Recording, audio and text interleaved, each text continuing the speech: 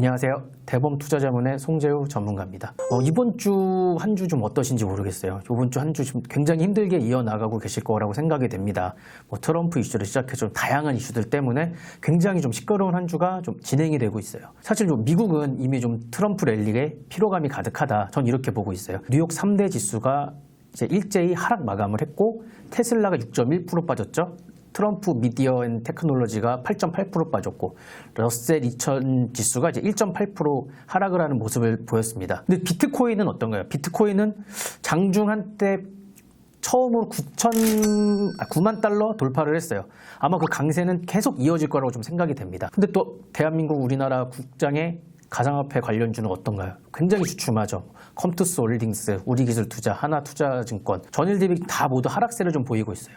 정말 이렇게 기준을 잡기가 너무 힘듭니다. 미국 대선 전에 비트코인에 직접 투자를 하셨거나 혹은 방금 말씀드린 그런 종목에 이제 들어가신 분들은 사실 좀 굉장히 좋은 자리다. 전 이렇게 생각을 하고 있어요.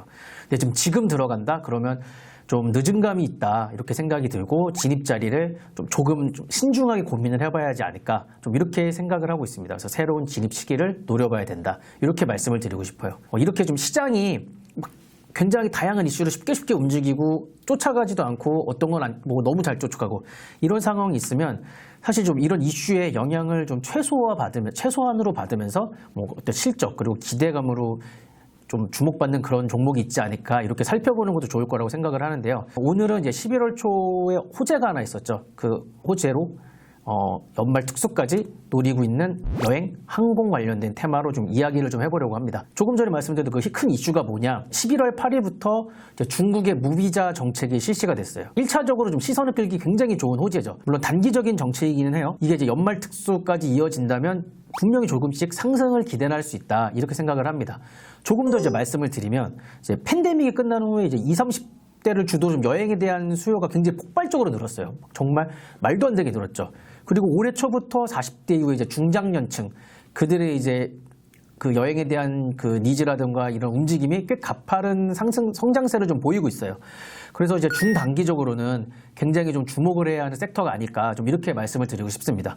자, 지금부터 이제 기업 분석을 통해 좀 자세히 말씀을 드릴게요. 자, 좀 집중을 좀 해주시고요. 저는 우선 세 곳을 좀 주목을 하고 있습니다. 제주항공, 대한항공 그리고 하나투어예요. 제주항공 먼저 말씀을 드리면 제주항공은 이제 3분기 매출액이 좀 5% 증가를 했고요. 그 중에 국제선 매출액이 6%를 증가를 했습니다. 이미 이 부분에서 해외 여행에 대한 수요가 증가했다 이런 게 이제 증명이 됐죠. 그리고 좋은 소식이 하나 더 있어요. 제주항공이 12월에 이제 임시주총을 소집을 하고 이제 자본준비금을 이익잉여금으로 전환하는 안을 부의할 예정이라고 합니다. 해당 안건이 가결이 되면 이제 제주항공은 2025년부터 배당을 이제 재개할 그럴 가능성이 충분히 있다고 저는 보고 있어요.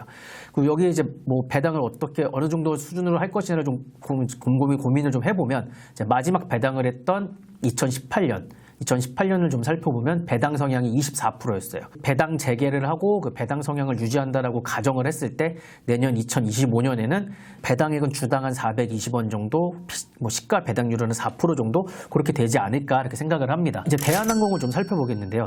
대한항공은 이제 어떨까요? 대한항공은 3분기 매출액이 4조 2천억이 넘었습니다. 영업이익은 6,186억을 기록을 하고 있고요. 거기에 이제 트럼프가 이제 당선 이후 중국산 제품의 60%의 관세를 매기겠다고 했어요. 그렇게 되면은 시커머스발 항공 화물 수요에 대해서 영향을 좀 점검을 해볼 필요가 있다.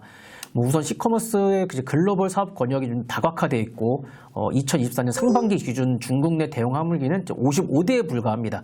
그렇기 때문에 이제 그 늘어난 시커머스의 항공 화물 수요를 좀 충족하기 역부족이기 때문에 이제 당분간 대한항공의 화물 사업부 그 안에 시커머스 수혜가 계속되지 않을까 이렇게 생각을 하고 있어요. 마지막으로 이제 하나투어에 대해서 말씀을 드릴게요. 많은 여행사가 있어요. 참전여행, 노랑, 군선 굉장히 많은 게 있는데 사실 하나투어가 여행사의 좀 전통적인 강호입니다. 그리고 그만큼 굉장히 많은 상품이 존재를 해요. 올해 이제 TMF 사태 때문에 좀 많이 주춤하긴 했어요. 실적이 좀 많이 부진하긴 했어요. 올해 2024년에. 근데 이제 2025년에는 좀 두 가지 이슈가 있습니다. 두 가지 이슈가 있는데 그걸로 인해서 좀 크게 개선이 될 것이다. 이렇게 생각을 하고 있습니다. 첫 번째로 하나투어 앱 개발비에 이제 관련돼서 그 상각비가 연간 80억 원 정도 반영이 되고 있어요. 근데 이제 내년 1분기에 마지막으로 반영이 되기 때문에 연간 70억 원 내외의 이제 비용 절감 효과가 있을 것이다. 그렇게 발생을 할 것이다. 이렇게 보고 있고요.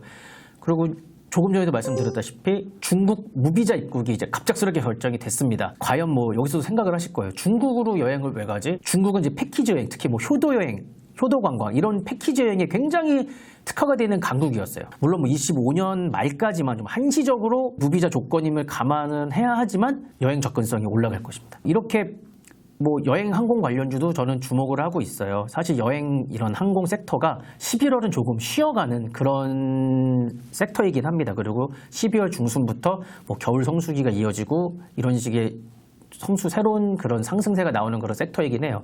근데 사실 이번 주 처음에도 말씀을 드렸지만 굉장히 힘드셨을 거예요. 좀 뭐 쏟아지는 정보도 너무 많고 뭐 굉장히 정보의 홍수 안에서 굉장히 필요하셨을 거라고 생각을 해요. 하지만 이제 그런 정보, 그런 이슈에 아직 크게 영향을 받지 않는 이 자체적으로 좋은 실적과 앞으로 증명되어 있는 그런 예상된 좋은 이슈로 다가가면서 조금 한숨 돌리시는 건 어떨까? 저는 좀 이렇게 생각을 해서 이번 시간을 준비했습니다. 이렇게 이제 저랑 함께 실제 실적과 데이터를 토대로 좀 분석을 하시고 좀 편안하고 안정적인 투자를 하셨으면 좋겠습니다. 다른 궁금한 점 있으시면 이 영상 아래에 채팅방 링크가 있거든요. 거기 들어오셔서 저한테 문의를 주시면 됩니다. 네, 오늘 준비한 내용은 여기까지고요. 구독, 좋아요, 알림 설정 부탁드리겠습니다. 감사합니다.